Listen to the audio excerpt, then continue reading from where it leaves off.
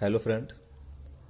In last lecture electric potential part 1 ਅਸੀਂ ਕੀ ਪੜਿਆ ਕਿ line integral of electric field from A to B is equal to work done in taking a unit positive test charge from A to B in the electric field, and the line integral of electric field from A to B is independent to the nature of the path followed but only depend upon initial and final position.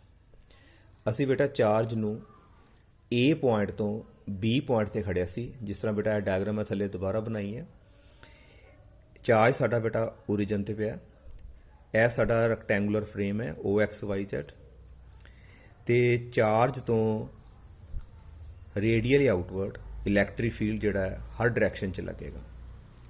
ਇਸ electric field ਦੇ ਵਿੱਚ ਅਸੀਂ ਬੇਟਾ 2 point ਲਏ A ਤੇ B। Charge ਨੂੰ ਬੇਟਾ ਅਸੀਂ ਜਿਹੜਾ ਟੈਸਟ ਚਾਰਜ ਸੀ ਉਹਨੂੰ ਅਸੀਂ A ਪੁਆਇੰਟ ਤੋਂ B ਪੁਆਇੰਟ ਤੇ ਖੜਿਆ, ਤੇ ਬੇਟਾ ਅਸੀਂ ਪ੍ਰੂਵ ਕੀਤਾ ਕਿ ਜਿਹੜਾ ਚਾਰਜ ਨੂੰ ਜਦੋਂ A ਤੋਂ B ਤੇ ਖੜਦੇ ਆ ਤੇ ਜਿਹੜਾ ਵਰਕ ਕੀਤਾ ਜਾਂਦਾ ਹੈ ਉਹ ਨੇਚਰ ਆਫ ਪਾਥ ਤੋਂ ਇੰਡੀਪੈਂਡੈਂਟ ਹੈ। ਸਿਰਫ ਤੇ ਸਿਰਫ ਉਹ ਇਨੀਸ਼ੀਅਲ ਤੇ ਫਾਈਨਲ ਪੋਜੀਸ਼ਨ ਤੇ ਹੀ ਡਿਪੈਂਡ ਕਰਦਾ ਹੈ। ਬੇਟਾ ਇਹ ਆਲਰੇਡੀ ਅਸੀਂ ਪੜ੍ਹ ਲਿਆ। ਇਸ ਤੋਂ ਪਹਿਲਾਂ ਬੇਟਾ ਅਸੀਂ ਪਿੱਛੇ ਆ ਵੀ ਡਿਸਕਸ ਕੀਤਾ ਸੀ ਕਿ ਇਲੈਕਟ੍ਰਿਕ ਫੀਲਡ ਨੂੰ ਜਦੋਂ ਵੀ ਐਕਸਪ੍ਰੈਸ ਕਰਨਾ ਹੈ, ਜਾਂ ਤੇ ਅਸੀਂ in term of electric field intensity ਵਿੱਚ ਐਕਸਪ੍ਰੈਸ ਕਰਦੇ ਹਾਂ, ਜਾਂ ਇਲੈਕਟ੍ਰਿਕ ਫੀਲਡ ਨੂੰ ਜੇ ਐਕਸਪ੍ਰੈਸ ਕਰਨਾ ਹੈ ਤੇ in term of some scalar function, and that scalar function is called electric potential।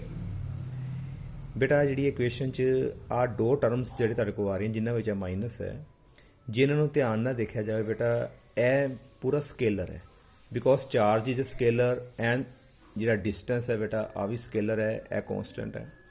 ਇਹਦਾ ਮਤਲਬ ਇਹ ਜਿਹੜੀਆਂ ਦੋ ਸਕੇਲਰ ਟਰਮਸ ਨੇ ਇਹ ਸਾਨੂੰ ਬੇਟਾ ਪੋਟੈਂਸ਼ੀਅਲ ਨੂੰ ਰੀਪ੍ਰਜੈਂਟ ਕਰਨਗੀਆਂ। ਇਹ ਸਾਡਾ ਪੋਟੈਂਸ਼ੀਅਲ ਹੋਏਗਾ A ਪੁਆਇੰਟ ਦਾ, ਤੇ ਬੇਟਾ ਆਹ ਵਾਲਾ ਜਿਹੜਾ ਸਾਡਾ ਪੋਟੈਂਸ਼ੀਅਲ ਹੋਏਗਾ B ਪੁਆਇੰਟ ਦਾ। ਇਹਨੂੰ ਬੇਟਾ ਅਸੀਂ ਫਰਦਰ ਡਿਸਕਸ ਕਰਾਂਗੇ। ਨਾਓ ਕਮ ਟੂ ਮੇਨ ਪੁਆਇੰਟ। ਬੇਟਾ ਅੱਜ ਦਾ ਜਿਹੜਾ ਟੌਪਿਕ ਹੈ ਇਹਦੇ ਵਿੱਚ ਥੋੜ੍ਹੀ ਜਿਹੀ ਚੇਂਜ ਹੈ।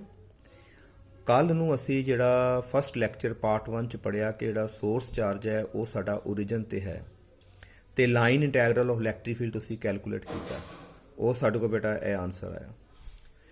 ਜਦੋਂ ਸੋਰਸ ਚਾਰਜ ਬੇਟਾ ਓਰੀਜਨ ਤੇ ਹੈ ਤੇ A point the distance origin ਤੋਂ RA ਸੀਗਾ ਤੇ ਬੇਟਾ RA ਆਇਆ। B ਪੁਆਇੰਟ ਦਾ ਡਿਸਟੈਂਸ ਵੀ ਓਰੀਜਨ ਤੋਂ ਬੇਟਾ RB ਹੈ ਤੇ ਉੱਥੇ RB ਆਇਆ। ਕਿਉਂਕਿ ਆਹ ਡਿਸਟੈਂਸ ਜਿਹੜੇ ਲੈਣੇ ਆ A ਦਾ ਤੇ B ਦਾ ਬੇਟਾ ਸੋਰਸ ਚਾਰਜ ਤੋਂ ਲੈਣਾ, ਤੇ ਸੋਰਸ ਚਾਰਜ ਸਾਡਾ ਕਿੱਥੇ ਹੈਗਾ ਓਰੀਜਨ ਤੇ। But today problem is that what happen if the source charge is not at the origin, instead it is present in the space। ਬੇਟਾ ਜੇ ਸੋਰਸ ਚਾਰਜ O ਦੀ ਜਗ੍ਹਾ ਤੇ ਸਾਡੇ ਕੋਲ ਕਿਸੇ ਸਪੇਸ ਵਿੱਚ ਕੋਈ ਪੁਆਇੰਟ ਹੈ, suppose this is a point P point ਤੇ ਹੈ, then will the formula still applicable? ਅੱਜ ਬੇਟਾ ਇਹਦੇ ਬਾਰੇ ਅਸੀਂ ਡਿਸਕਸ ਕਰਨ ਜਾ ਰਹੇ ਹਾਂ। ਸਭ ਨਾਲ ਪਹਿਲਾਂ ਤਾਂ ਬੇਟਾ ਇੱਕ ਰੈਕਟੈਂਗੂਲਰ ਫਰੇਮ ਨੇ ਤਿਆਰ ਕੀਤਾ, ਓਰੀਜਨ। ਇਹ ਦੋ ਪੁਆਇੰਟਸ ਨੇ ਇਲੈਕਟ੍ਰਿਕ ਫੀਲਡ ਦੇ ਅੰਦਰ ਨੇ, ਪਰ ਇਲੈਕਟ੍ਰਿਕ ਫੀਲਡ ਬੇਟਾ ਯਾਰ ਕੀ ਪੈਦਾ ਕੀਤਾ, ਸੋਰਸ ਚਾਰਜ ਨੇ, ਤੇ ਸੋਰਸ ਚਾਰਜ ਓਰੀਜਨ ਤੇ ਨਹੀਂ ਹੈ। ਹੁਣ ਇਸ ਇਲੈਕਟ੍ਰਿਕ ਫੀਲਡ ਦੇ ਅੰਦਰ ਇਹ ਦੋ ਪੁਆਇੰਟਸ ਨੇ। ਹੁਣ ਫਿਰ ਬੇਟਾ ਇੱਕ ਟੈਸਟ ਚਾਰਜ ਹੈ Q0, ਉਹਨੂੰ ਅਸੀਂ ਬੇਟਾ A ਤੋਂ B ਤੇ ਖੜਨਾ ਹੈ, ਤੇ ਸਾਨੂੰ ਕਿੰਨਾ ਵਰਕ ਕਰਨਾ ਪਏਗਾ ਤੇ ਉਹਦੀ line integral of electric field ਅਸੀਂ ਬੇਟਾ ਕੈਲਕੂਲੇਟ ਕਰਨੀ ਹੈ। ਬੇਟਾ ਜੇ ਇਸ ਡਾਇਗਰਾਮ ਨੂੰ ਦੇਖੀਏ ਤੇ ਆਨਸਰ ਦੇ ਵਿੱਚ ਬੇਟਾ RA ਆਇਆ, ਤੇ RA ਕਿ ਡਿਸਟੈਂਸ ਹੈਗਾ A ਪੁਆਇੰਟ ਦਾ ਓਰੀਜਨ ਤੋਂ, ਤੇ ਓਰੀਜਨ ਤੋਂ ਹੀ ਸੋਰਸ ਚਾਰਜ ਲੈਣਾ। ਤੇ ਬੇਟਾ ਅੱਜ ਜੇ ਕੈਲਕੂਲੇਸ਼ਨ ਕਰੀਏ ਤੇ ਅੱਜ ਚਾਰਜ ਸਾਡਾ ਬੇਟਾ ਕਿਸੇ P ਪੁਆਇੰਟ ਤੇ ਹੈ। ਇਹਦਾ ਮਤਲਬ ਡਿਸਟੈਂਸ ਤੁਸੀਂ ਅੱਜ ਜਿਹੜਾ ਆਨਸਰ ਆਏਗਾ ਸਾਡਾ ਬੇਟਾ ਡਿਸਟੈਂਸ ਤੁਸੀਂ ਆ ਲੈਣਾ ਹੈ ਸੋਰਸ ਚਾਰਜ ਤੋਂ। ਇੱਕ ਡਿਸਟੈਂਸ ਆਏਗਾ PA, ਤੇ ਬੇਟਾ ਦੂਸਰਾ ਜਿਹੜਾ ਡਿਸਟੈਂਸ ਤੁਸੀਂ ਲਓਗੇ ਉਹ ਆਏਗਾ ਤੁਹਾਡਾ ਬੇਟਾ PB। पी ए, दूसरा डिस्टेंस आएगा तुहाडा पी बी। नाउ सुपोज बेटा जिहड़ा सोर्स चार्ज है ਉਹਦਾ ਵੀ ਅਸੀਂ ਇੱਕ ਪੋਜੀਸ਼ਨ ਵੈਕਟਰ ਡਰਾ ਕਰ ਦਿੰਦੇ ਹਾਂ। ਉਹਦਾ ਪੋਜੀਸ਼ਨ ਵੈਕਟਰ ਜਦੋਂ ਅਸੀਂ ਡਰਾ ਕੀਤਾ ਵਿਦ ਰਿਸਪੈਕਟ ਟੂ ਓਰੀਜਨ, ਉਹਦਾ ਬੇਟਾ ਕੋਈ ਨੇਮ ਰੱਖ ਦਿੰਦੇ ਹਾਂ। Suppose it is R note, distance is equal to r naught. Now if we write, we want distance PA and PB because source ਤੋਂ A point ਦਾ source ਤੋਂ B point ਦਾ। ਇੱਥੇ ਬੇਟਾ source P point ਤੇ ਆ, ਇਹਦਾ ਮਤਲਬ ਸਾਨੂੰ distance ਚਾਹੀਦਾ ਹੈ PA ਤੇ ਦੂਸਰਾ distance ਚਾਹੀਦਾ ਬੇਟਾ ਸਾਨੂੰ PB। ਹੁਣ ਬੇਟਾ ਜੇ ਪੀ ਏ ਦੀ ਗੱਲ ਕਰੀਏ ਤਾਂ ਸਾਡੇ ਕੋਲ ਬੇਟਾ ਇਹ ਟਰਾਇੰਗਲ ਨਜ਼ਰ ਆ ਰਹੀ ਹੈ। ਇਸ ਟਰਾਇੰਗਲ ਦੇ ਵਿੱਚ 3 ਵੈਕਟਰਸ ਨੇ ਤੇ ਅਸੀਂ ਰਿਜ਼ਲਟੈਂਟ ਵੈਕਟਰ ਫਾਈਂਡ ਕਰ ਸਕਦੇ ਹਾਂ according to triangle of vector addition. ਬੇਟਾ ਇਸ ਡਾਇਗਰਾਮ 'ਚ ਜੇ ਧਿਆਨ ਨਾਲ ਦੇਖਦੇ ਹਾਂ ਤੇ ਆਹ 2 ਵੈਕਟਰ ਜਿਹੜੇ ਨੇ ਬੇਟਾ ਸੇਮ ਆਰਡਰ 'ਚ ਨੇ। ਕਿਹੜੇ ਕਿਹੜੇ? ਇੱਕ ਓ ਪੀ ਤੇ ਦੂਸਰਾ ਪੀ ਏ। ਤੇ ਬੇਟਾ ਆਹ ਆਪੋਜਿਟ ਆਰਡਰ 'ਚ ਆ ਰਿਹਾ बेटा R A will be the resultant. जे बेटा आर ए साडा रिजल्टेंट होएगा, इत्थे बेटा असीं लिख दिंदे आ जे आर ए साडा रिजल्टेंट है then R A will be equal to बेटा किहदे इक्वल होएगा साडे कोल ओ पी विच बेटा असीं प्लस कर दांगे P A vector, and which plus करता। पर बेटा सानू तो पी ए वैक्टर निकालना है तो इहदा मतलब बेटा जिहड़ा पी ए वैक्टर होएगा ए उधर जाके माइनस हो जाएगा R A minus O P vector तो it will be equal to R A minus O P. बेटा ओ तो लैके पी तक जिहड़ा वैक्टर का असीं नेम किया है आर नॉट वैक्टर। ਇਹਦਾ मतलब पी ए वैक्टर की बेटा वैल्यू आ गई। पर बेटा इत्थे तो सिर्फ डिस्टेंस है, ਇਹਦਾ मतलब जो पी ए वैक्टर का मैगनीट्यूड निकालेंगे तो साढ़े कोल बन जाएगा R A vector minus R naught vector का मॉड। हाँ जी बेटा क्लीयर। हुण सिमिलरली बेटा जे सानू पी बी चाहिए तो पी बी की जी वैल्यू होएगी बेटा ਉਹਦਾ मैगनीट्यूड भी किस तरह आएगा? पहला आ जाएगा साढ़े कोल आर बी विचों माइनस हो जाएगा बेटा आर नॉट। हाँ जी बेटा क्लीयर। ਹੁਣ ਅਸੀਂ ਆ ਵੈਲਿਊਜ਼ ਜਿਹੜੀਆਂ ਦੋਨੋਂ ਵੈਲਿਊਜ਼ ਜਿਹੜੀਆਂ ਨੇ ਇਸੇ ਫਾਰਮੂਲੇ ਵਿੱਚ ਬੇਟਾ ਅਸੀਂ ਫਰਦਰ ਪੁੱਟ ਕਰ ਦਿੰਦੇ ਹਾਂ ਤੇ ਸਾਡੇ ਕੋਲ ਕੀ ਆਏਗਾ?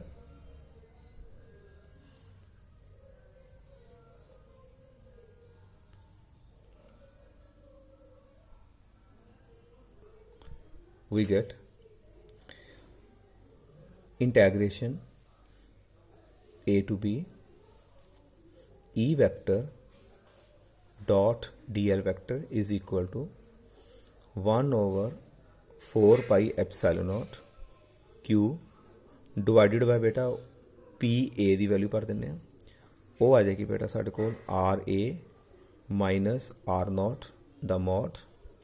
ਅੱਗੇ ਆ ਜਾਏਗਾ बेटा माइनस ਸਾਡੇ ਕੋਲ ਆ ਜਾਏਗਾ 1 over 4 pi epsilon naught again p ਥੱਲੇ बेटा ਉਹ ਜਿਹੜਾ r b ਦੀ ਜਗ੍ਹਾ ਤੇ ਕੀ ਆ ਜਾਏਗਾ ਸਾਡੇ ਕੋਲ R B minus R naught, R B minus R naught. This is the final expression of a line integral of electric field from A to B if the source charge is not present at the origin।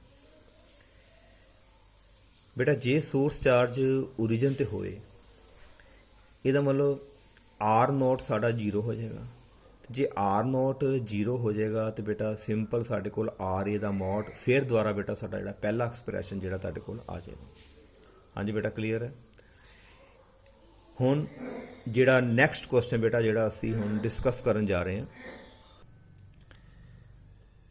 बेटा next question show that electrostatic field is conservative in nature. कि ਜਿਹੜਾ electrostatic field ਹੈ ਉਹਦਾ nature ਬੇਟਾ conservative ਹੈ। +1 ਦੇ ਵਿੱਚ ਬੇਟਾ ਅਸੀਂ ਇੱਕ ਗ੍ਰੈਵੀਟੇਸ਼ਨਲ ਫੀਲਡ ਪੜ੍ਹਿਆ ਤੇ ਅਸੀਂ ਉਹਨੂੰ ਪ੍ਰੂਵ ਵੀ ਕੀਤਾ ਸੀ ਕਿ gravitational field is conservative in nature. ਅਸੀਂ ਇਹ ਵੀ ਦੱਸਿਆ ਸੀ ਕਿ ਗ੍ਰੈਵੀਟੇਸ਼ਨਲ ਫੋਰਸ ਤੇ electrostatic force both are conservative forces. ਬੇਟਾ ਕਿਸੇ ਵੀ ਫੀਲਡ ਨੂੰ ਕੰਜ਼ਰਵੇਟਿਵ ਜੇ ਅਸੀਂ ਪ੍ਰੂਵ ਕਰਨਾ ਹੈ ਤਾਂ ਸਾਨੂੰ ਕੀ ਕਰਨਾ ਪਏਗਾ, ਉਸ ਫੀਲਡ ਦੇ ਅਗੇਂਸਟ ਜਾਂ ਉਸੇ ਡਾਇਰੈਕਸ਼ਨ 'ਚ ਬੇਟਾ ਕਲੋਜ਼ਡ ਪਾਥ ਵਿੱਚ ਵਰਕ ਕਰੋ। ਜੇ ਉਹ ਵਰਕ ਜ਼ੀਰੋ ਆ ਜਾਂਦਾ ਹੈ ਤਾਂ ਅਸੀਂ ਕਹਿ ਸਕਦੇ ਹਾਂ ਕਿ ਜਿਹੜਾ ਉਹ ਫੀਲਡ ਹੈ ਕੰਜ਼ਰਵੇਟਿਵ ਜਿਹੜਾ ਹੈ ਇਨ ਨੇਚਰ ਹੈ। ਅੱਜ ਅਸੀਂ ਬੇਟਾ ਪ੍ਰੂਵ ਕਰਦੇ ਹਾਂ ਕਿ ਇਲੈਕਟ੍ਰੋਸਟੈਟਿਕ ਫੀਲਡ ਕੰਜ਼ਰਵੇਟਿਵ ਹੈ। ਇਹਦਾ ਮਤਲਬ ਸਾਨੂੰ ਬੇਟਾ ਕਲੋਜ਼ਡ ਪਾਥ ਵਿੱਚ ਵਰਕ ਕਰਨਾ ਪਏਗਾ। ਜਿਸ ਤਰ੍ਹਾਂ ਅਸੀਂ ਬੇਟਾ ਚਾਰਜ ਨੂੰ ਪਹਿਲਾਂ A ਤੋਂ B ਖੜਿਆ, ਅਸੀਂ ਵਰਕ ਨਿਕਾਲਿਆ।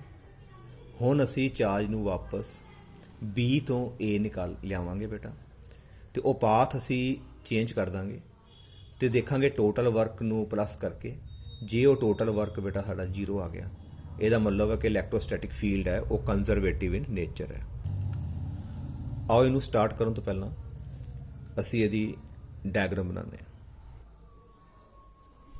ਬੇਟਾ ਤੁਸੀਂ ਦੇਖ ਰਹੇ ਹੋ ਇੱਕ ਰੈਕਟੈਂਗੂਲਰ ਫਲੇਮ ਤੇ ਸੋਰਸ ਚਾਰਜ ਬੇਟਾ ਸਾਡਾ ਓਰੀਜਨ ਤੇ ਹੈ। ਇਸ ਸੋਰਸ ਚਾਰਜ ਨੇ ਬਿਲਕੁਲ ਰੇਡੀਅਲੀ ਆਊਟਵਰਡ ਸਾਰੇ ਪਾਸੇ ਆਪਣਾ ਇਲੈਕਟ੍ਰਿਕ ਫੀਲਡ ਬੇਟਾ ਪ੍ਰੋਡਿਊਸ ਕੀਤਾ ਹੈ। ਉਹ ਆਲਰੇਡੀ ਅਸੀਂ ਡਿਸਕਸ ਕੀਤਾ। ਉਹਨਾਂ ਇਲੈਕਟ੍ਰਿਕ ਫੀਲਡ ਦੇ ਅੰਦਰ ਬੇਟਾ ਫਿਰ 2 ਪੁਆਇੰਟ ਲੈ ਲਏ। ਪਹਿਲਾਂ ਅਸੀਂ ਬੇਟਾ ਜਿਹੜਾ ਟੈਸਟ ਚਾਰਜ ਹੈ ਪੋਜ਼ਿਟਿਵ, ਪਹਿਲਾਂ ਬੇਟਾ ਆਪਾਂ ਨੂੰ A ਤੋਂ B ਖੜਦੇ ਹਾਂ। ਜਦੋਂ A ਤੋਂ B ਲੈ ਕੇ ਜਾਂਦੇ ਹਾਂ ਉਸ ਟਾਈਮ 'ਤੇ ਅਸੀਂ ਪਾਥ ਚੂਜ਼ ਕੀਤਾ L। ਉਸ ਤੋਂ ਬਾਅਦ ਕਲੋਜ਼ਡ ਪਾਥ ਤਾਂ ਬਣੇਗਾ ਜੇ ਅਸੀਂ ਚਾਰਜ ਨੂੰ ਵਾਪਸ B ਤੋਂ A ਲੈ ਕੇ ਆਈਏ। ਪਾਥ ਚੇਂਜ ਕਰਤਾ, ਪਾਥ ਦਾ ਨੇਮ ਅਸੀਂ ਬੇਟਾ L ਡੈਸ਼ ਨਿਕਾਲਿਆ। ਜੇਕਰ ਇਹ ਟੋਟਲ ਵਰਕ ਸਾਡਾ ਜ਼ੀਰੋ ਆ ਗਿਆ, ਅਸੀਂ ਕਹਿ ਸਕਦੇ ਹਾਂ ਕਿ ਇਲੈਕਟ੍ਰੋਸਟੈਟਿਕ ਫੀਲਡ ਜਿਹੜਾ ਹੈ ਉਹ ਕੰਜ਼ਰਵੇਟਿਵ ਇਨ ਨੇਚਰ ਹੈ। Now first of all we calculate work done from A to B in taking a unit positive test charge is given by line integral ਕਿੱਥੋਂ ਕਿੱਥੇ ਗਏ ਆਪਾਂ A ਤੋਂ B E vector dot DL vector. ਤੇ ਸਾਡੇ ਕੋਲ ਜਿਹੜਾ formula ਸੀਗਾ ਜੇ ਯਾਦ ਹੋਵੇ ਤੇ 1/4 ਪਾਈ ਐਪਸਾਈਲੋਨ ਨੋਟ। ਦੋਨਾਂ ਵਿੱਚ ਬੇਟਾ Q ਸੀ, Q ਨੂੰ ਅਸੀਂ ਬਾਹਰ ਕੱਢਤਾ। 1/RA minus 1/RB। This is equation number 1. Now work done from B to A along different path in taking a unit positive charge। ਬੇਟਾ A to B ਥੱਲੇ A ਲਿਖਣਾ, ਉੱਤੇ B। ਹੁਣ ਅਸੀਂ ਬੇਟਾ ਜਾ ਰਹੇ ਹਾਂ B ਤੋਂ A। E vector dot DL vector is equal to Q/4 pi epsilon naught. ਬੇਟਾ A ਤੋਂ B ਗਏ, A ਪਹਿਲਾਂ B ਬਾਅਦ ਚੋਂ। ਹੁਣ B ਤੋਂ A ਆਉਂਦੇ ਹਾਂ, ਸਾਡੇ ਕੋਲ ਪਹਿਲਾਂ RB ਆਏਗਾ minus RA। This is equation number 2। ਇਹ ਸਾਡੀ ਇਕੁਏਸ਼ਨ ਨੰਬਰ 2 ਆ ਗਈ। ਹੁਣ ਟੋਟਲ ਜਿਹੜਾ ਅਸੀਂ ਬੇਟਾ ਵਰਕ ਡਨ ਨਿਕਾਲਾਂਗੇ, ਟੋਟਲ ਵਰਕ ਡਨ ਨਿਕਾਲਣ ਵਾਸਤੇ ਅਸੀਂ ਇਹਨਾਂ ਦੋਨਾਂ ਇਕੁਏਸ਼ਨਸ ਨੂੰ ਪਲੱਸ ਕਰਾਂਗੇ। ਸਾਡੇ ਕੋਲ ਆ ਜਾਏਗਾ ਟੋਟਲ ਵਰਕ ਡਨ WA/PA। ਇਹਦਾ ਮਤਲਬ ਹੈ A ਤੋਂ B again B to A in taking unit positive charge is equal to, ਇਹਨਾਂ ਦੋਨਾਂ ਨੂੰ ਵੀ ਪਲੱਸ ਕਰਾਂਗੇ। ਜਦੋਂ ਬੇਟਾ ਦੋਨਾਂ ਨੂੰ ਪਲੱਸ ਕਰਦੇ ਹਾਂ A ਤੋਂ B B to A ਬੇਟਾ ਕਲੋਜ਼ਡ ਪਾਥ ਬਣ ਗਿਆ। ਹੁਣ ਅਸੀਂ ਇੱਥੇ ਬੇਟਾ ਇੱਕ ਸਰਕਲ ਲਵਾ ਦਿੰਦੇ ਹਾਂ। ਇਹਦਾ ਮਤਲਬ ਹੈ ਕਿ line integral of electric field in a closed path A to B and B to A। ਇਹ ਦੋਨਾਂ ਨੂੰ ਪਲੱਸ ਕਰਨ ਤੋਂ ਬਾਅਦ ਬੇਟਾ ਇਹ ਸਾਡੇ ਕੋਲ ਆ ਗਿਆ A to B then B to A। We can write line integral of electric field in a closed path. ਬੇਟਾ ਇਹਨਾਂ ਦੋਨਾਂ ਨੂੰ ਵੀ ਅਸੀਂ ਪਲੱਸ ਕਰਾਂਗੇ। ਜਦੋਂ ਅਸੀਂ ਇਹਨਾਂ ਦੋਨੋਂ ਬੇਟਾ ਪਲੱਸ ਕਰਦੇ ਹਾਂ, ਯੂ ਸੀ ਕਿ Q/4πε0 ਬੇਟਾ ਕਾਮਨ ਹੈ, ਇਹ ਵਿੱਚੋਂ ਬਾਹਰ ਆ ਜਾਏਗਾ। ਤੇ ਬਾਹਰ ਆਉਣ ਤੋਂ ਬਾਅਦ ਬੇਟਾ ਅੰਦਰ ਸਾਡੇ ਕੋਲ 1/RA minus 1/RP plus 1/RP minus 1/RA. Now RA positive, RA 1/RA negative. Now this again equal and opposite, they cancel and you will get the zero answer. It means line integral of electric field in a closed path is equal to 0. That is work done in taking a unit positive test charge from A to B, then B to A is equal to 0. Hence, we can say the electrostatic field is conservative in nature. ਇਹਨੂੰ ਬੇਟਾ ਅਸੀਂ next page ਤੇ ਲਿਖ ਦਿੰਦੇ ਹਾਂ। Since line integral of electric field in a closed path is 0 or work done in bringing a positive test charge, बेटा इतने unit लिख देने, unit positive test charge in a closed path is 0. Therefore, we say that electrostatic field